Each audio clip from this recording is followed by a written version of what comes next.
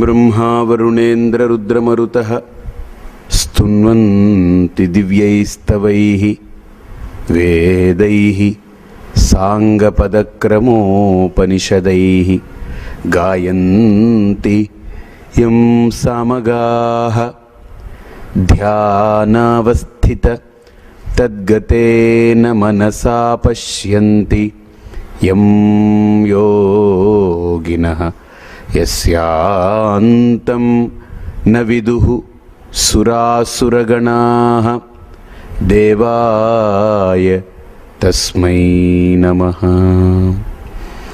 योऽन्तः प्रविश्य मम वाचमिमां प्रसुप्तां सञ्जीवयति अखिलशक्तिधरस्वधाम्ना अन्यांश्च हस्तचरणश्रवणत्वगादीन् प्राणान्नमो भगवते पुरुषाय तुभ्यम्। ॐ गुरुर्ब्रह्मा गुरुर्विष्णुः गुरुर्देवो महेश्वरः गुरुरेव परं ब्रह्म तस्मै श्री गुरवे नमः। ॐ कृते तु दक्षिणामूर्तिः त्रेतायाम् अत्रिनन्दनः द्वापरे भगवान् व्यासः कलो न शङ्करः स्मृतः। ॐ दयानन्दचरणौ मनसा स्मरामि దయానందచరణో శిరసా నమామి. మనిషి వేరు, పక్షి వేరు, చేప వేరు, నింగి వేరు, తర్వాత ఈ పువ్వు వేరు, పుష్పం వేరు, ఈ జడం వేరు, చేతనం వేరు. ఈ వేరుపాటుతనం ఎక్కడొస్తుందనంటే ఈ మనోబుద్ధి అహంకారం అనేటువంటి మూడు తత్వాల్లోనే తేడాలు వస్తూ ఉన్నాయి, మార్పులు జరుగుతూ ఉన్నాయి. అందుకనే పంచభూతాలు మనస్సు, బుద్ధి, అహంకారం ఈ ఎనిమిదింటిని కలిపి భిన్నాహ ప్రకృతిరష్టదా, ఈ ప్రకృతి, ఈ అష్టదా ప్రకృతి 8 రకాలుగా ఈ మూలతత్వాలతో ఈ ప్రకృతి అనేటువంటిది నడుస్తుంది. అష్టదా ప్రకృతి అంటే ఈ 8 రకాల ప్రకృతులు, ప్రకృతిలో 8 రకాలు వైలక్షణ్యంగా నడుస్తూ ఉంటాయి. పంచభూతాలు మనస్సు, బుద్ధి, అహంకారం ఈ 8 ఈ ప్రకృతికి మూలమైనటువంటి అంశం. కానీ ఇందులో జీవుడు గురించి ఎక్కడ డిస్కషన్ రాలేదు. ఇప్పుడు ఆయన మొదలు పెడతాడు, ఇంకొక స్టెప్ మొదలు పెడతాడు. అంటే ఈ మూడిటి గురించి మనం ఒకసారి చూద్దాం. దీనికి బల్లకి నాకు ఎంత తేడా ఉంది చెప్పండి. ఈ పువ్వు పుట్టింది, వికసించింది, చక్కగా ఉంది, వాడిపోతుంది, వెళ్ళిపోతుంది. బాగా చూడండి, ఈ బల్ల వికసించదు, దీనికేం వికాసం ఏం లేదు, అలా ఉంటుంది అంతే. ఎలా చేస్తే అలా ఉంటుంది, అలా పడుంటుంది. రెండోది దీనికేం వాడిపోవడం అనేది ఉండదు, విగిపోతుంది, పోతుంది అంతే. ఇప్పుడు నేను పుట్టిన తర్వాత 6 వికారాలకి లోనవుతుంటాం. అస్థి, జాయతే, వర్ధతే, విపరిణమతే, అపక్షీయతే, వినశ్యతి ఇది షడ్భావ వికారాహ. 6 వికారాలకి లోనవుతూ ఉంటాం. ఇప్పుడు మీరు బాగా గమనించండి, ఈ పుష్పానికి, ఈ బల్లకి, నాకు ఇక్కడ 3 పదార్థాలు ఉన్నాయి. మూడిట్లో ఈ బల్ల శుద్ధ జడం, దీనికి ఏమీ జ్ఞానం లేదు పాపం. ఇప్పుడు నిజంగా దీనికి ఉందనుకోండి, ఏమిటో రోజు నా మీద నేను చేతులు పెట్టి పుస్తకం పెట్టి అలాగ కూర్చుంటాడు. ఏమిటో ఒకరోజు నేను అటువైపు వెళ్ళి కూర్చుంటే బాగుంటుంది, లేకపోతే ఒకరోజు ఈ నెత్తి మీదకి ఎక్కి కూర్చుంటే బాగుంటుంది అని ఈ బలం అనుకోదండి. అర్థమైందా? దీనికి అసలు జ్ఞానం లేదు, ఆ బుద్ధి, మనస్సు, అహంకారం ఏమీ లేవు దీంట్లో. ఇది కేవలం పంచభూతాలతోటి నిర్మితమైనటువంటి ఒక జడ ప్రకృతి, దట్స్ ఇట్. దీనికేమీ చేతన అంశం లేదు. మనం కదిపితే కదులుతుంది, మనం వదిలేస్తే అలా ఉండిపోతుంది. అంటే దీని కదలిక ఉంటుంది ఎప్పుడు, కదిలేవాడు కదిపితే ఇది కదులుతుంది. ఇది జడం, ఇది స్వయంగా కదలలేదు, దీనికేం ఒక నిర్ణయాత్మకమైనటువంటిది లేదు. ఇది దీని యొక్క అంశం. దీనికంటే ఈ పువ్వు చాలా మెరుగైంది. ఎందుకని? దీనికి కదలికలు ఉన్నాయి, మార్పులు ఉన్నాయి, చేర్పులు ఉన్నాయి, వికసిస్తుంది, వాసన వెదజల్లుతుంది, అన్నీ ఉన్నాయి. గుర్తుపెట్టుకోండి. అంటే దీనికంటే ఇది కొద్దిగా బెటర్మెంట్ ఉంది. ఎలా బెటర్మెంట్ అని అంటే, ఈ పుష్పంలో దీనికి మనస్సు ఉంది, దీనికి బుద్ధి ఉంది, దీనికి కావలసినటువంటి ప్రాణం ఉంది. అందుకని చూడండి, చెట్టు నుండి వేరే బయటకు వచ్చిన తర్వాత ఇక ఆ పుష్పం ఆగిపోతుంది, ఇంక ఎదగదది. చెట్టులో ఉన్నంత వరకు అది అలా వికసించడం, ఎదగడం అవుతుంది. మీరు మొగ్గలోనే తుంచేశారనుకోండి చెట్టు దగ్గర నుండి, ఇంకా మొగ్గగానే మాడిపోతుంది. అది కొద్దిగా వికసించిన తర్వాత తెంపారనుకోండి, ఇంకా అలానే వాడిపోతుంది, చచ్చిపోతుంది. పూర్తిగా వికసించిన తర్వాత తెంపారనుకోండి, అలా ఉంటుంది, ఇదైపోతుంది. కాబట్టి చెట్టుతో ఉన్నంత వరకు దీనికి మనోబుద్ధులు ఇవన్నీ పనిచేస్తూ ఉంటాయి. దీనికి ఒక ప్రాణం ఉంటుంది. అంటే సూక్ష్మ శరీరం దీంట్లో కూడా ఉంది. ఎందుకని? దీంట్లో మార్పులు చేర్పులు కదలికలు అన్నీ ఉన్నాయి కాబట్టి. ఇప్పుడు దీనికంటే ఇంకొకటి చెప్తాను. ఇప్పుడు ఒక ఆవు లేకపోతే ఒక పక్షి ఏదైనా తీసుకోండి, వాటికి దీనికంటే ఇంకా కొద్దిగా బెటర్మెంట్ ఉంది, డెవలప్మెంట్ ఉంది వాటిల్లో. అవి ఈ పుష్పంలాగా ఏదో చెట్టుని అంటిపెట్టుకుని ఉండేటువంటిది కాదు, అలా నిలబడేది కాదు, చెట్టు నుంచి బయటకు వస్తే పోవడం అలాంటిది ఏం లేదు. అది స్వయం ఉనికి, స్వయం ప్రతిపత్తి కలిగింది. ఈ పుష్పంలాగా చెట్టుని అంటు పెట్టుకుని ఉండదు. ఒక దూడ పుట్టిన తర్వాత, ఆవు నుండి వేరుపడిన తర్వాత తను నిలబడడానికి ప్రయత్నం చేస్తుంది, తన ఆహారం వెతుక్కుంటుంది, తను ప్రాణం పీల్చుకుంటుంది, తను బ్రతుకుతుంది, తను ఊహిస్తుంది అక్కడ ఎవడో వస్తున్నాడు మనల్ని కొట్టడానికి వస్తాడేమో అనుకుంటుంది. లేదు గడ్డి చూపిస్తే అమ్మో వీడు నాకు గడ్డి పెట్టడానికి వస్తున్నాడు, వీడు నాకు చాలా ఇష్టం, ఈ గడ్డి అంటే ఇష్టం అని వెళ్తుంది. కర్ర చూపిస్తే బెదురుతుంది, వెళ్ళిపోతుంది. ఇన్ని ఆలోచనలు దానికి ఉన్నాయి. ఈ పువ్వుకి ఆలోచనలు లేవు, నథింగ్. మనం కర్ర పెట్టిలా పెట్టినా అది అలానే చూస్తుంటుంది. దాని ఎదురుగుండా ఏదైనా ఇంకో పువ్వు పెట్టినా దానికి ఏమి ఐ లవ్ యూ అని ఈ పువ్వు ఆ పువ్వుకి ఏం చెప్పదు. No response. ఈ రెస్పాండ్ లేనటువంటి పువ్వును పట్టుకెళ్ళి మనం ఎవరికో ఇచ్చి ఐ లవ్ యూ అని అంటున్నాం. తీసుకుని చాలా బాగుంది, ఇది ఎలా ఉందో నేను అలానే ఉంటానని చెప్తుంది అనమాట, అంతే. ఇదేం రెస్పాండ్ అవ్వదు.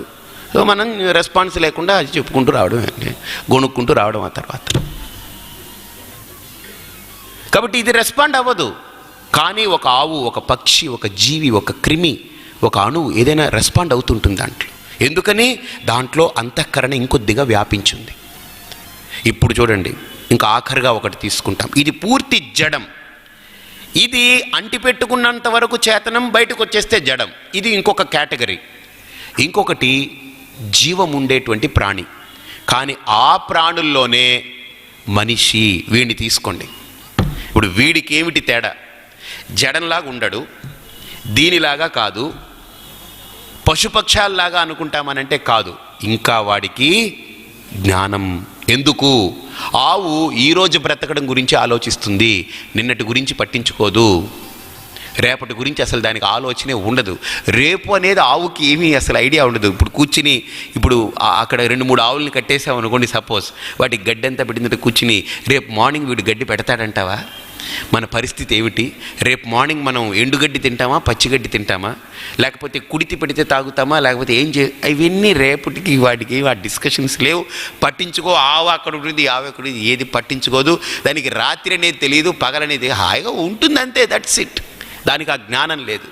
కానీ నిన్న, ఈరోజు, రేపు అనేటువంటి కాల జ్ఞానం ఉన్నటువంటి జీవి ఈ భూమి మీద ఒక్క మనిషి మాత్రమే.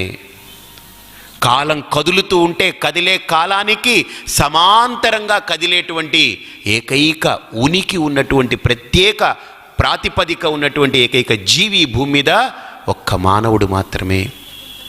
అందుకనే మానవుడు మిగతా జీవరాశుల కంటే కూడా ఇవాల్వ్ అయినటువంటి వాడు, ఒక పరిపూర్ణత కలిగి ఉన్నటువంటి వ్యక్తి, పూర్ణంగా వాడి యొక్క సమగ్రమైనటువంటి ఆలోచన దృక్పథం ఉన్నటువంటి వ్యక్తి. కాబట్టి వాడి ఆలోచనల్ని జడ పదార్థాలకు అంకితం చేస్తే ఇంకా మానవత్వానికి విలువ లేదు, ఆ మనిషికి విలువ లేదు. వాడి మనస్సుని, వాడి బుద్ధిని కనుక విచారణ పదును పెట్టడం మొదలు పెడితే విజ్ఞానం అంతా కూడా బద్దలవుతూ ఉంటుంది, విజ్ఞాన స్ఫోటకం జరుగుతూ ఉంటుంది. బుద్ధిలో ఎప్పుడైతే విజ్ఞాన స్ఫోటకం జరగడం మొదలుపెట్టిందో మనిషిలో, చూడండి ఈ లోకంలో ఎన్నెన్ని బయటకు వస్తున్నాయో, ఎన్నెన్ని వింతలు బయటకు వస్తున్నాయి, ఎన్నెన్ని విచిత్రాలు బయటకు వస్తున్నాయి. ఒక్కొక్క మనిషిలో ఒక్కొక్క విజ్ఞానము స్ఫురించినప్పుడు, అది స్ఫోటకమైనప్పుడు, అది ఇవాల్వ్ అయినప్పుడు ఏమేం బయటకు వస్తున్నాయి చూడండి. ఈరోజు కంప్యూటర్ మనిషి బయటికి తెచ్చాడంటే భగవంతుడు కూడా మనిషిని చూసి ఆశ్చర్యపోయేటువంటి అంశాలన్నీ బయటికి తీసుకొస్తున్నాడు మనిషి.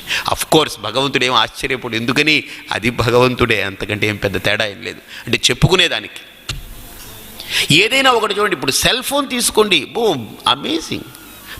ప్రతిదీ ఒక మనిషి లోకంలోకి తీసుకొచ్చే ప్రతి ఇన్వెన్షన్ ఏదైనా చూడండి, ప్రతి ఇన్వెన్షన్ ఏదైనా ఒక మనిషి తీసుకొచ్చే ప్రతి దాన్ని చూడండి. ఇదంతా మానవ బుద్ధి, మానవ మేధ. అంతేకాదు శాస్త్రాల్ని కూడా ఋషులు వాళ్ళ మేధతో బయటికి తీసుకొచ్చారు. సైంటిస్టులు రహస్యాల్ని సహితం వాళ్ళ మేధతో బయటికి తీసుకొచ్చారు. బాగా ఆలోచించండి. అంత విజ్ఞాన స్ఫోరకం కలిగి ఉన్నటువంటి అంశం, అంత విజ్ఞానమయ కోశాన్ని కలిగి ఉన్నటువంటి ఏకైక పరిపూర్ణమైనటువంటి జీవి మనిషి మాత్రమే ఈ భూమి మీద, ఇంకెవరు లేరు. ఎందుకని? అహం బ్రహ్మాస్మి అనగలిగేటువంటి ఏకైకమైనటువంటి జీవి ఒక్క మనిషి మాత్రమే. ఈ జ్ఞానం పశుపక్షాదులకి కలగవు. ఈ జ్ఞానం ఏ జీవికి లేదు. ఈ జ్ఞానం దేనికి లేదు. కాబట్టి అటువంటి స్టేట్మెంట్ డిక్లేర్ చేయగలిగినటువంటి ఏకైకమైనటువంటి పరిపూర్ణమైనటువంటి complete being is human being, man. ఒక మనిషి మాత్రం. అపరేయమితస్త్వన్యాం ప్రకృతిం విద్ధి మే పరాం జీవభూతాం మహాబాహో యయేదం ధార్యతే జగత్. ఇక్కడ అర్జున ఈ పంచభూతాలతో పాటు మనోబుద్ధి చిత్త అహంకారంతో పాటు, అంటే మనోబుద్ధి అహంకారం అనేటువంటి ఈ అష్టవిధ తత్వాలతో పాటు జీవ ప్రకృతి ఒకటి ఉంది. ఆ జీవ ప్రకృతి దగ్గరికి వచ్చేటప్పటికి గుర్తుపెట్టుకోండి, జీవుడంటే మనిషి అంటే గొప్పవాడు కాదండి. జీవుడు అని అంటే జీవుడే, ఇప్పుడు మనిషిలో ప్రత్యేకమైన జీవుడే ఉండడు, గుర్తుపెట్టుకోండి. ఫర్ యువర్ కైండ్ ఇన్ఫర్మేషన్, మనిషి శరీరంలో జీవుణ్ణి కనుక మనం గుర్తించాలనుకుంటే, ఒకవేళ జీవుడికంటూ రూపం ఉంటే, జీవుడికి ఏ రూపం లేదు, జీవుడికంటూ రూపం ఇవ్వదలుచుకుంటే మనిషి లోపల ఆ జీవుడికి కళ్ళు ముక్కు ఏం ఉండదు, వాడు మనిషిగా ఉండడు, గుర్తుపెట్టుకోండి. అదొక తత్వం. జీవం అనేది ఒక తత్వం, దట్స్ ఇట్. నామరూపరహితమైనటువంటి తత్వమే జీవుడు. అందుకనే వాడు పోతే మనకేం అర్థం కావట్లేదు, పోయాడో ఉన్నాడో మనకేం అర్థం కాకుండా పడున్నాం. డాక్టర్ గారు వచ్చి పట్టుకున్న తర్వాత పోయాడని అంటారు. వీడి కర్మగాల అప్పుడు ఆగిపోయి మళ్ళీ తీసుకెళ్ళి చితి మీదకి ఎక్కిన తర్వాత మళ్ళీ కొట్టుకుంది అనుకోండి, దింపి వాడిని పట్టుకురావాలి మళ్ళీ. అటువంటి కేసులు కూడా ఏమైనా ఉండొచ్చు, బహుశా చెప్పలేం. ఒకడు పోయాడని అన్నారు, వాడు కింద పడిపోయాడు, డాక్టర్ గారు వచ్చారు పోయారని అన్నారు. వాడిని ఇంక పోయాడని డాక్టర్ గారు డిక్లేర్ చేసిన తర్వాత ఏమైందంటే, ఒక దగ్గర ఇన్సిడెంట్ జరిగిందట. ఏదో ఒక గిన్నె పట్టుకొచ్చి వాడి మీద పట్టేశారట ఎవరో. పట్టుకెళ్తూ వాడి మీద ఆ గుండెల మీద పడింది. వాడు లేవడం మొదలెట్టాడు. ఈ గిన్నె పడిన తర్వాత వాడు లేవడం మొదలుపెట్టాడు. మామూలుగా గుండె కొట్టుకున్నప్పుడు గిన్నె పడితే చచ్చిపోతాడు. వీడు చచ్చిపోయిన స్థాయిలో గిన్నె పడినప్పుడు లేచి కూర్చున్నాడు. హై, అమేజింగ్ ఇది. అంటే అక్కడ నుంచి షాక్ క్రియేట్ అయింది, అక్కడ యాక్టివేట్ అయింది అది. డాక్టర్ ఆల్మోస్ట్ పోయాడండి అని అనుకున్నారు, హార్ట్ మీద పెట్టారు, అన్ని పట్టి చూసారు, ఏం లేదు. గిన్నె పడిన తర్వాత వీళ్ళు లేచి కూర్చున్నాడు. అందుకనే బండబడ అంటారేమో. ఈ బండ పడితే వీళ్ళు లేచి కూర్చుంటాడేమో. కాబట్టి ఇక్కడ జీవుడు అనేటువంటి దానికి మనం ఏం కళ్ళు ముక్కు ఒక ప్రత్యేకత ఏం లేదండి జీవుడికి. అదొక తత్వం. ఆవులో ఉండేది జీవుడే, మనిషిలో ఉండేది జీవుడే, పక్షిలో ఉండేది జీవుడే, చెట్టులో ఉండేది జీవుడే, గుర్తుపెట్టుకోండి. కానీ ఆ జీవుడు ఉండేటువంటి స్థానాన్ని బట్టి వాడి యొక్క పూర్ణత్వం ప్రకటితమవుతుంది. ఆ జీవుడు మానవ ఉపాధిలో ఉంటే దీంట్లో మెచ్యూరిటీ ఉన్నటువంటి అంతఃకరణం ఉంటుంది. మనస్సు, బుద్ధి, అహంకారం పూర్ణంగా మెచ్యూర్ అయి ఉంటుంది. కాబట్టే మనిషి అని అంటున్నాం. పశువులలో అంత మెచ్యూరిటీ ఉండదు, మనోబుద్ధులు అంత మెచ్యూరిటీ ఉండదు. ఆ పూటకేదో తినేసి పడుకోవడం వాటికి తెలుసు అంతే, ఇంకేమీ తెలియదు వాటికి. అందుకనే అక్కడ పశువులో ఉండేటువంటి జీవికి ఆ పరిణితి ఉండదు, ఎందుకని ఆ ఉపాధిలో పరిణితి లేదు. అదే చెట్టుకుండేటువంటి జీవి కూడా అదే జీవి, కానీ దాంట్లో పరిణితి లేదు. కాబట్టి జీవి అనేటువంటి దానికి మీరు గుర్తుపెట్టుకోండి, మనిషిలో ఒక జీవి, ఆవులో ఒక రకమైన జీవి ఉండదు. మనిషిలో ఉపాధి వేరు, ఆవులో ఉపాధి వేరు, చెట్టులో ఉపాధి వేరు, కానీ జీవి మాత్రం ఒకటే, ఆ జీవం మాత్రం ఒకటే. అందుకనే గుర్తుపెట్టుకోండి, ప్రాణం నిష్క్రమణమైనప్పుడు ఆ జీవం అనేది అంతఃకరణ ఉపాధిని కలగట్టుకుని తీసుకెళ్తుంది. వాడినే మనం జీవుడు అని పేరు పెడతాం. అసలు వాడేం జీవుడు అనడానికి వాడేం మగవాడేం కాదు. అక్కడే గీసాలు గడ్డాలవి పెంచి జుట్లవి పెంచి ఏం లేడు. జీవుడు అనేది ఏంటంటే ఒక పేరు పెట్టామంతే. ఏమండి అయితే జీవిక అని పేరు పెడతాం, పెట్టుకొని మనకేంటి పోయింది నష్టం? అంటే మగవాళ్ళలో ఉంటే జీవుడండి, ఆడవాళ్ళలో ఉంటే దానికి కూడా ఇప్పుడు 33% ఇవ్వాలి కనుక దానికి కూడా మనం ఏంటంటే జీవిక అని పేరు పెడతాం. మీరు ఏమైనా పెట్టుకోండి, సంథింగ్ మీకు అర్థమైతే చాలు ముందు, ఈ గొడవ లేకుండా. కాబట్టి జీవ శబ్దానికి తత్వం అనేదే అర్థం అక్కడ, ఇంకా రెండవది లేదు. అందుకనే ఇక్కడ కృష్ణుడు అంటున్నాడు, జీవభూత మహాబాహో యయేదం ధార్యతే జగత్. ఈ జగత్తునంతా కూడా ధరించి ఉండేటువంటిది ఆ జీవతత్వమే. బాగా చూడండి, ఈ జీవతత్వమే లేకపోతే అసలు ప్రకృతి లేదు, గుర్తుపెట్టుకోండి.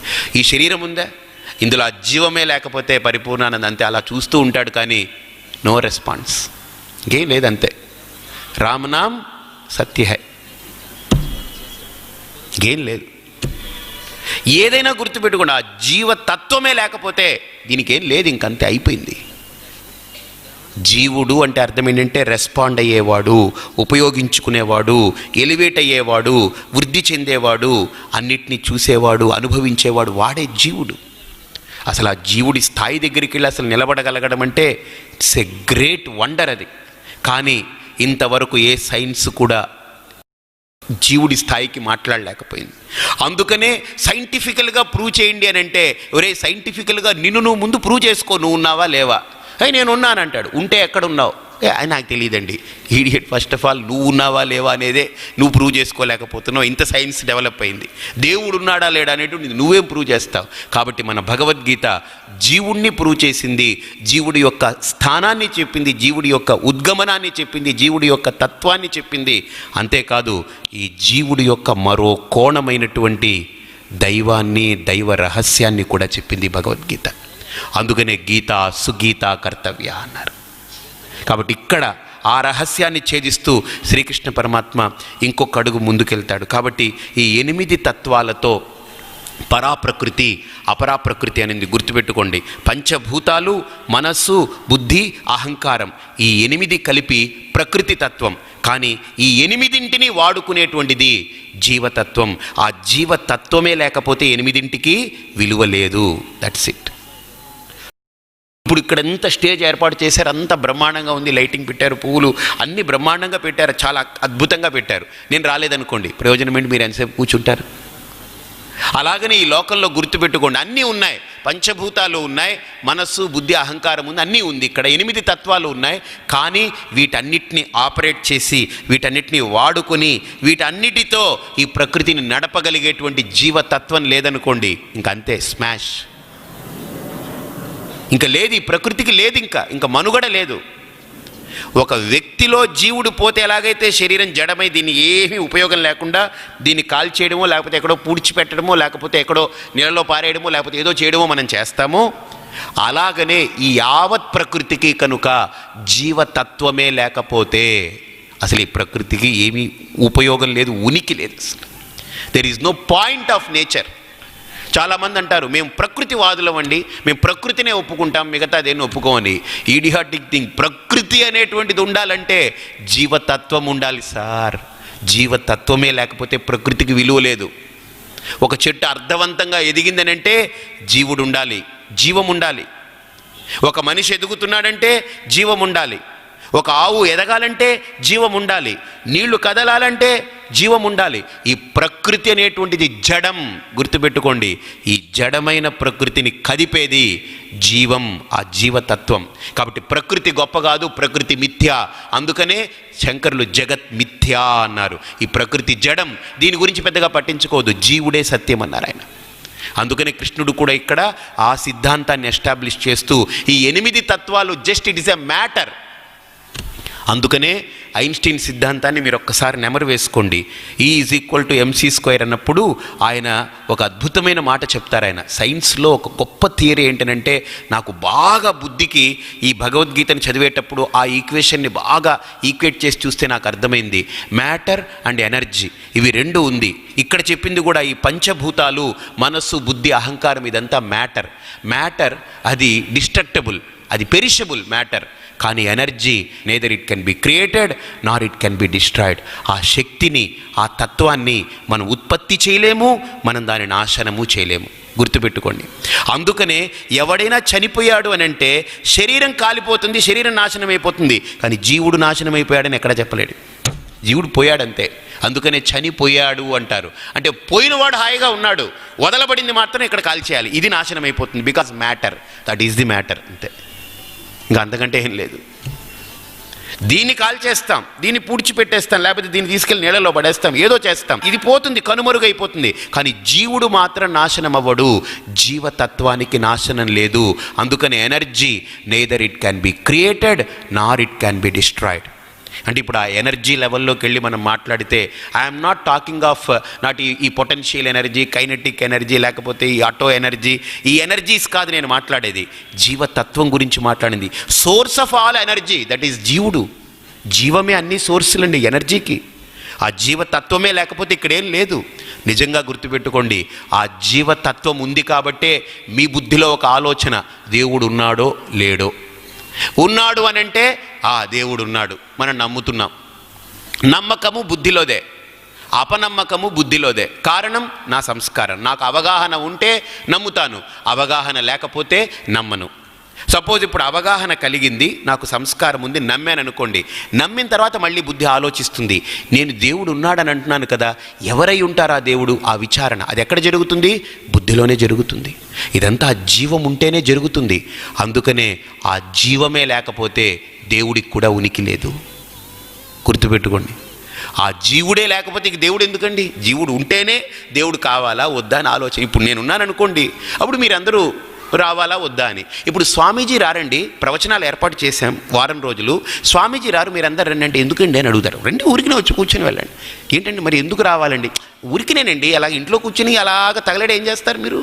అలాగా సోఫాలో కూర్చుని ఆ టీవీ ముందో లేకపోతే ఇంకోటి ముందో అనవసరంగా ఏం చేస్తారు? ఇక్కడికి రండి.